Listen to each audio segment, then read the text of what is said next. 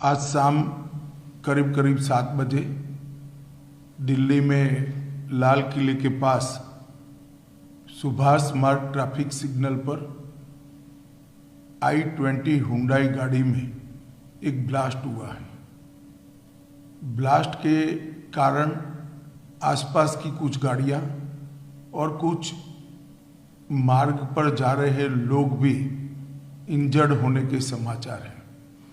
प्राथमिक सूचना जो मिली है उसमें कुछ लोग हताहत भी हुए हैं।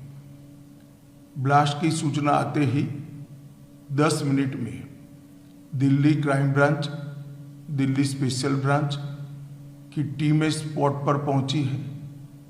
एनएसजी और एनआईए की टीम एफएसएल के साथ अभी गहन जांच करने का शुरू किया है।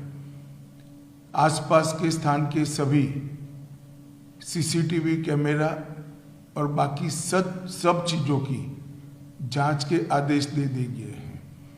मेरी सीपी दिल्ली से भी बात हुई है, स्पेशल ब्रांच के इंचार्ज से भी बात हुई है। सीपी दिल्ली और स्पेशल ब्रांच के इंचार्ज स्पॉट पर मौजूद हैं। हम सभी संभावनाओं को तराश रहे हैं और सभी संभावनाओं को ध्यान में रखकर इसकी गहन जांच की जाएगी। सभी ऑप्शन की तुरंत जांच होकर नतीजा जो आएगा जांच हम जनता के सामने रखेंगे।